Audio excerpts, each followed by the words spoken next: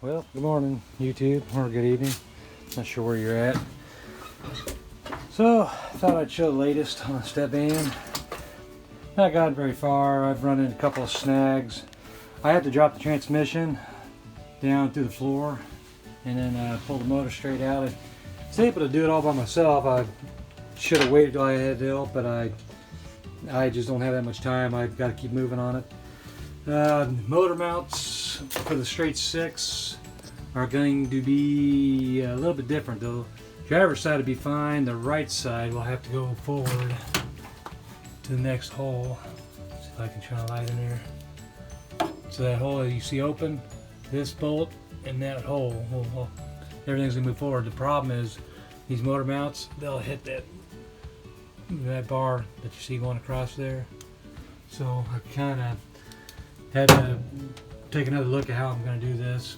And you know, with the straight 6 I have, it has its own motor mounts, frame purchase and everything, so it's not that big a deal. I'll just leave the left side the way it is. I do need to measure across just to make sure my center to center is going to be the same if I do the other style motor mount. But the one that comes to the straight 6 doesn't have 2 bolts on the bottom, it has 1. I believe it's going to hit that hole that's on the, sorry, phone messed up. Yeah, that motor mount will hit the 1 hole that's right there at the bottom there. So that'll should be all right for that. But that's not my big problem right now. The big problem I have is the power steering. The vehicle that the straight 6 came out of didn't have power steering, I assume. It was like a C10, a Chevy C10.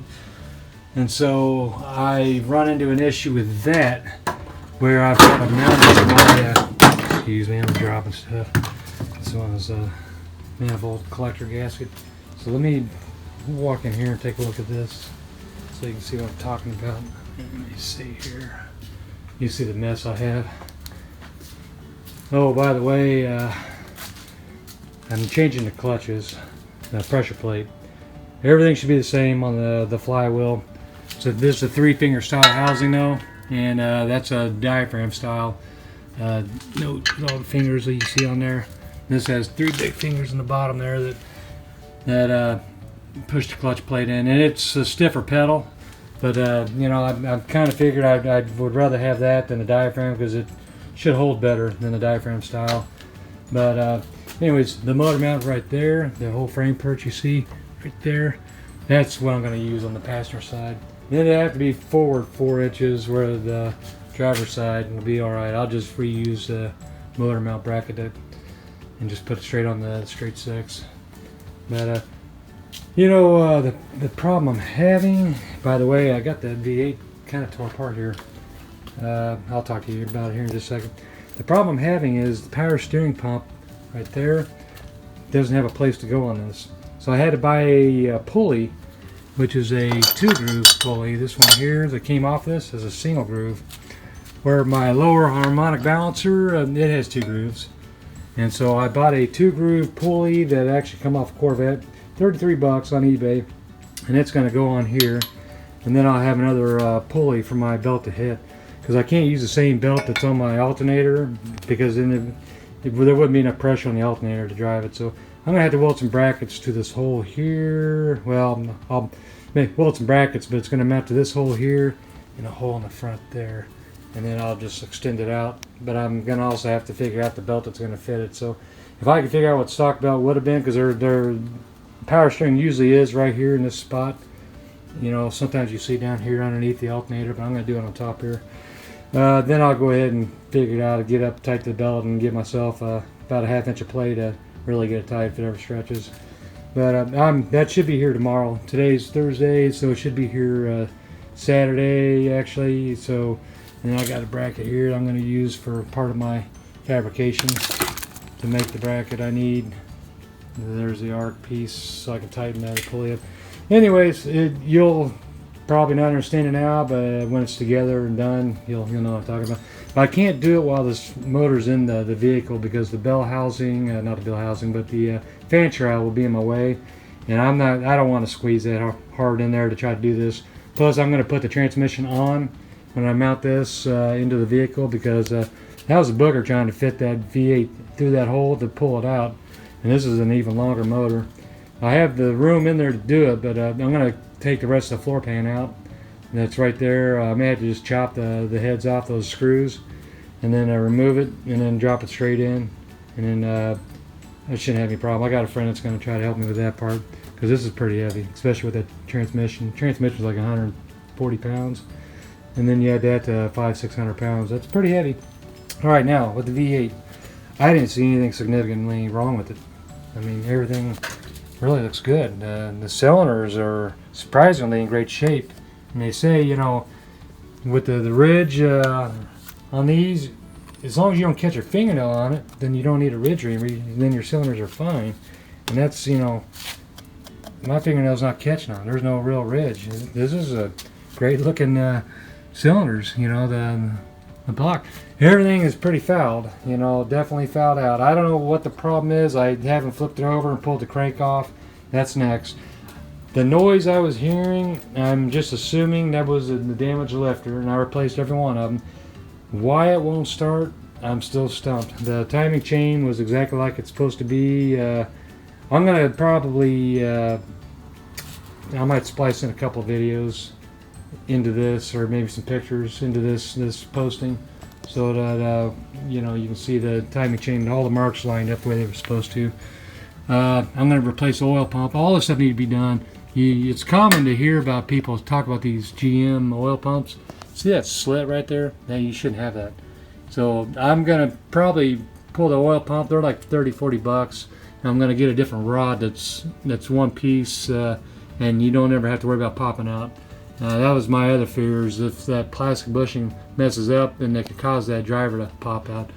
Which I don't even know if it would do that, because the distributor should be holding it down. But I've heard stories about people saying you ought to replace that plastic piece, or, you know, put the new style rod in there. So I'll go ahead and do that while I'm at it.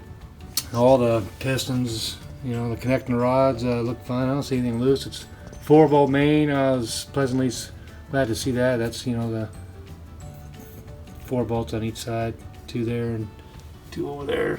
That means, you know, it's a heavier duty small block Chevy. And the 2-volt mains last longer. Everything's good. I mean, I don't see any real problems with it. You know, you walk over here to the cylinder heads. Most of you guys, you know, if you're into the van stuff, you probably don't care about any of this stuff. I'm just going through the motions. As far as the cylinder heads are concerned, I didn't see anything wrong with them either. They look good. No cracks, nothing. Let's see if I can change the angle of the light. I mean, anything I see is actually just a carbon fouling. See what I mean? I mean, it's pretty nasty, you know. That's how bad that carbon stuff is. So I'm gonna clean them up. I'll probably have it sent out. Even the valves, I mean, they look good. They don't look like they're having any seating issues. I'm gonna probably still have this sent out. Just have them go through it, check the valve guides and everything. But surprisingly, the motor looks great. I mean, I'm very happy. I don't know, I'll probably have them soak it and flush all this stuff out. I don't really know what the problem is. My only other thought is GM was pretty common with having issues. I'm sorry, I'm not even pointing the camera at the right spot here. GM was common with having these fusible links. Let's step back out here to the Stepvan real quick. And I don't really, it's kind of where my thinking is taking me now, that there's fusible links in your lines here. Let me see if I can find one. They're probably dangling out in front. Just give me a second here. Set the phone down. Alright. Right here. This is on my starter. My coil is run off a wire that goes from the starter to the coil. I've had this before, where I've had to check these fuses. This wire here looks like it's kind of barely hanging on with a couple strands. This isn't right. There's another fusible link up inside underneath here. You can see that right there. And GM, that's a notorious problem. Now, I checked my voltage on my coil when I was trying to get it started, and it was showing 12 volts. You know, every time I tried to start, you know, sometimes it would GM, when you try to start them, it'll show 12 and then it'll drop down to 6. You know, I have it where I had spark plug out and I checked for spark and it was sparking, and then I had it where I had the test tube thing that goes in the spark plug wire, and then it was sparking in there, and I mean, even on my voltmeter, something for some reason wasn't allowing it to fire. I've changed the distributor, the points, the coil, all that stuff. My only other option is to consider looking at a different type of ignition, like electronic ignition, HEI, high energy efficient ignition, and it's kind of one of those things that it wires up differently, and you won't need those fusible links in there, and it's supposed to run better. I like point style myself, but for the sake of what I'm dealing with right now, I may just borrow one from a friend and just try it and see if it fires up. Because the other problem is, if I do have a fusible link issue or something in there, then the straight 6 may not start too. So I can run new wires if I need to, and that's not a big thing. You can actually buy the wire kit with the resistors, fairly cheap. I don't know, 12, 15, 20 bucks. But that's where I'm at. Anyways, I pulled the power steering out. I need to reuse the small block Chevy one because it also runs my hydro boost for the brakes. So that's kind of where I'm at. And I'm going to reuse that transmission because I want that e-brake on there and I don't want to keep tearing stuff down. It looks like a mess.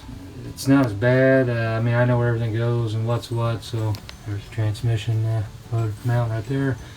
I've got it kind of all figured out. I'm just kind of at a spot where I'm going to wait till I get this power steering figured out.